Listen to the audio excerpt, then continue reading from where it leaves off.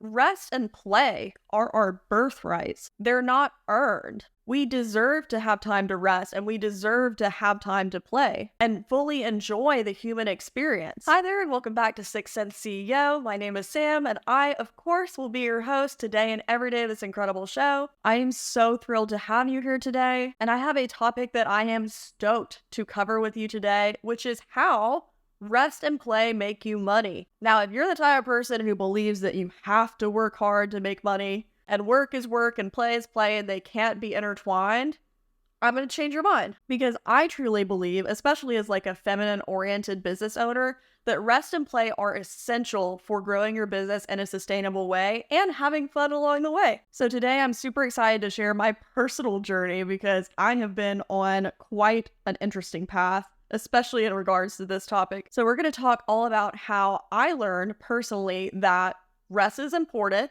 I mean, I knew that already, but truly learning firsthand the hard way how important rest is. Before we dive in, I do want to mention we are in our founding member period of the Globe Goddess membership, which means that you can join for just $11.11 a month. If you're a freelance girly or a small business girly and you're really struggling to grow your online business, you're going to want to jump into this membership because I am sharing my proprietary Globe Goddess framework.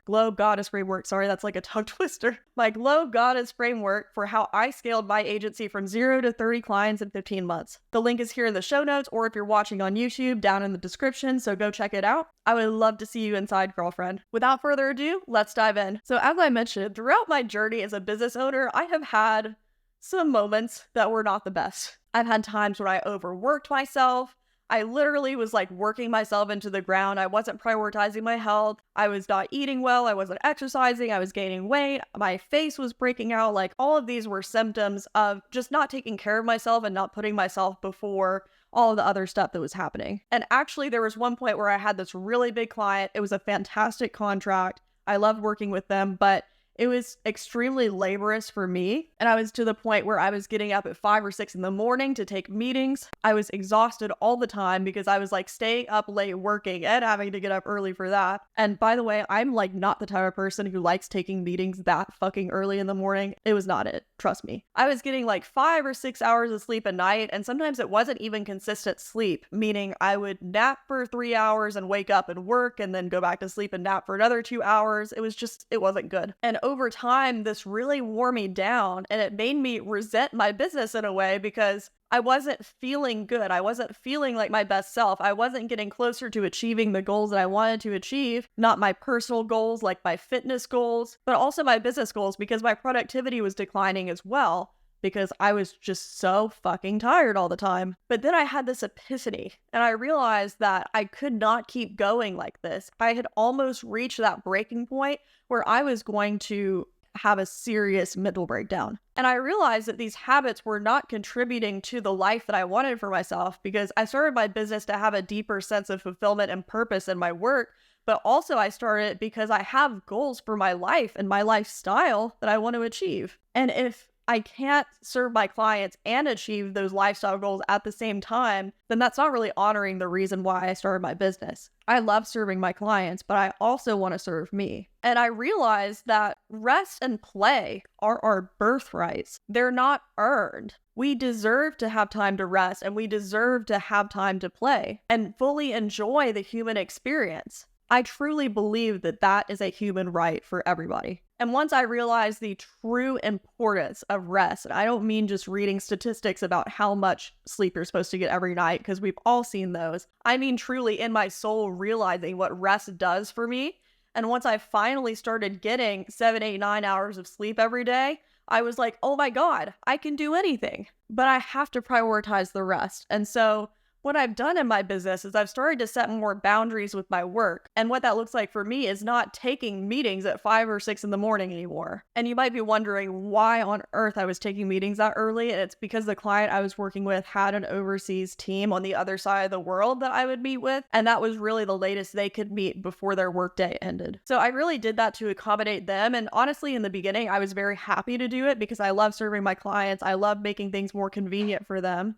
But for me, it just wasn't working energetically, and that's the truth. So instead of taking meetings at 5 or 6 in the morning, now my meetings start at 8:30 or 9 at the earliest, and I barely have any meetings throughout the week anyway. I maybe have 3 or 4 meetings the whole entire week, and that's it. It is such a transformation in my schedule and my lifestyle that has made a world of difference.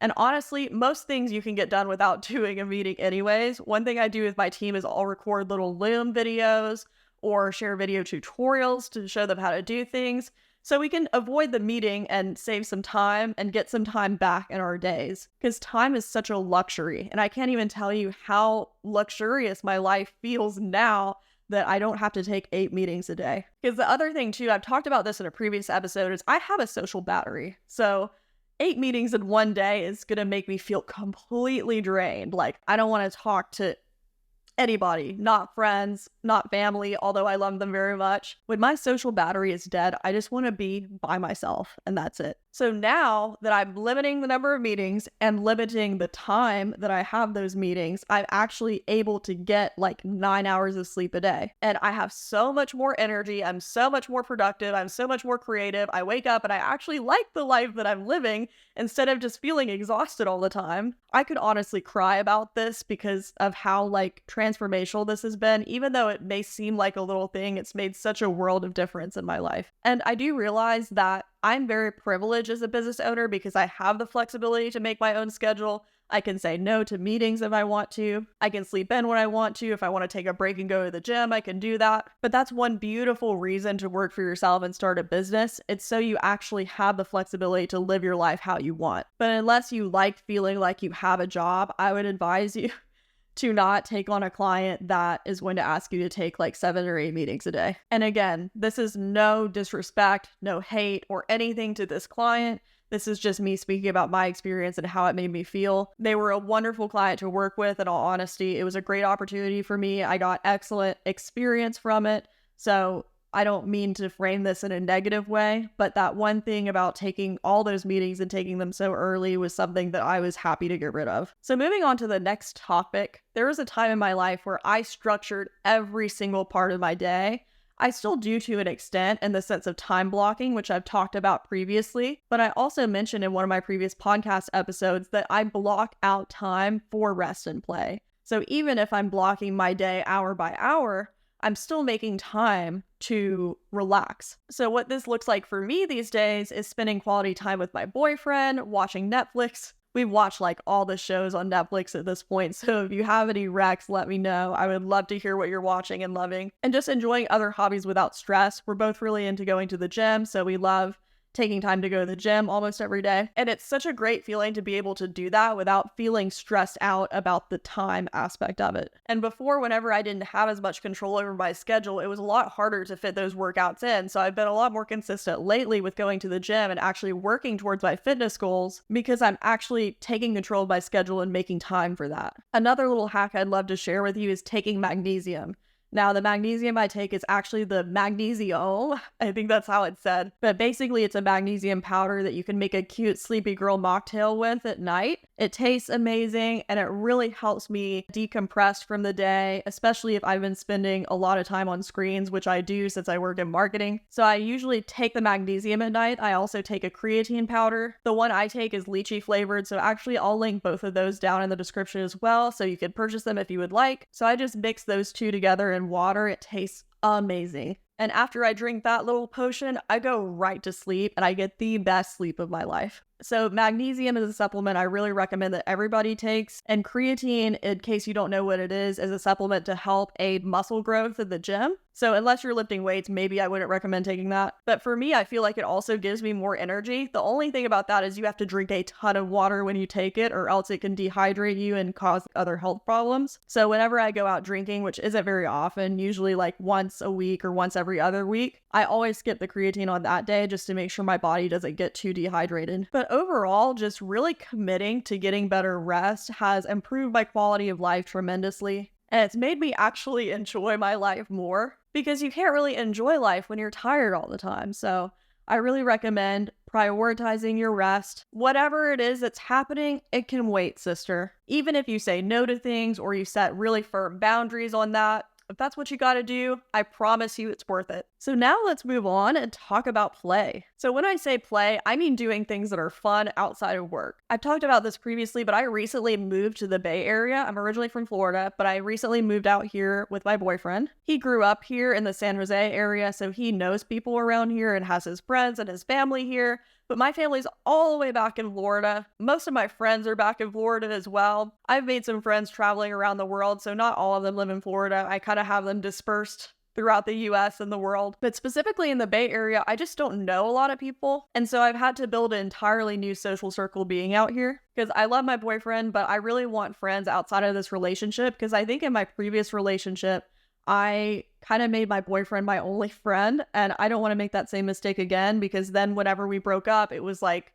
kind of hard because I didn't have a lot of friends outside of that relationship. So I want to tell you about this company called Real Roots. It's a startup, so they don't have a lot of locations yet, but basically it's a service where they match you with a girl gang based on a quiz that you fill out on their website where you talk about like your lifestyle and things you like to do for fun. Like, do you drink? Do you smoke weed? What hobbies do you have? What do you do for work? So based on all of that information, they actually match you with people who have similar interests to you, which is really cool. And not even just similar interests, but also similar values. So I thought it sounded cool. I joined and I met the most amazing group of girls that I've been hanging out with every week.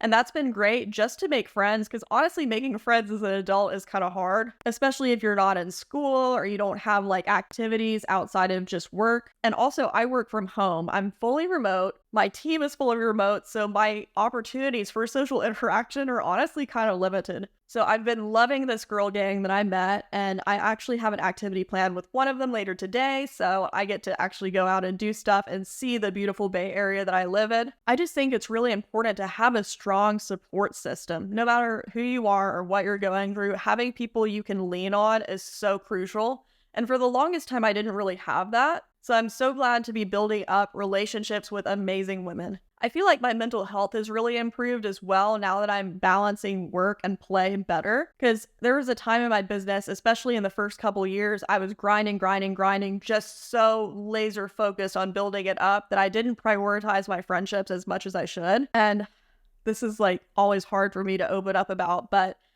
last year, about a year and 3 months ago, I went through a really bad friendship breakup that honestly, there's no better word than just saying it traumatized me, because it still hurts to this day every time I think about it. I still think about that friend a lot because she was my best friend and she did something that really hurt me. And I don't want to go too deep into the details. I'm pretty sure I talked about this more in depth on one of the previous episodes. But ever since then, I feel like it's almost like grieving in death. It's been that bad for me.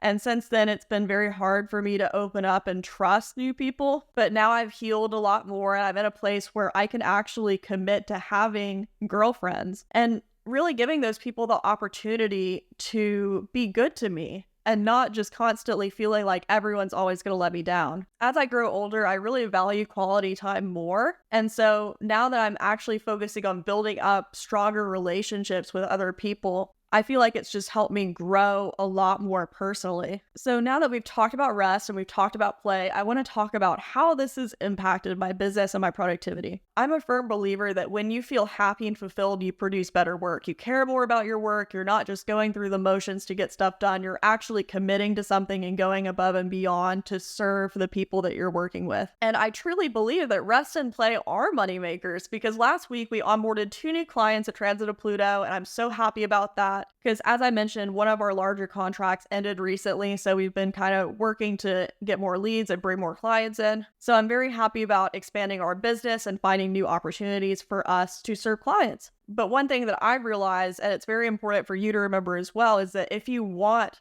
to grow and expand your business, you have to create that space for that growth. So for me, that looks like getting enough rest and actually having the energy to go through the day and do productive things, and actually taking the time to form meaningful connections with the prospects that I meet, instead of just do what I was doing before, which is just talk to them and do the bare minimum to make that connection. So wrapping up with some practical tips for you, I would recommend you set boundaries with your work schedule. Make sure that you prioritize sleep way up here above everything else, and also set boundaries so you can actually do things that are fun for you. Really connect with your inner child. One thing that I haven't talked about yet that I wanted to is that when I was a little girl, I loved writing stories. I would write stories and draw little pictures to go with them, and that's like my cornerstone inner child activity that I always come back to as an adult. And whenever I make time to write, like really intentional writing time that's kind of like free writing without like rules or client deadlines or anything like that, it actually awakens my inner child and makes me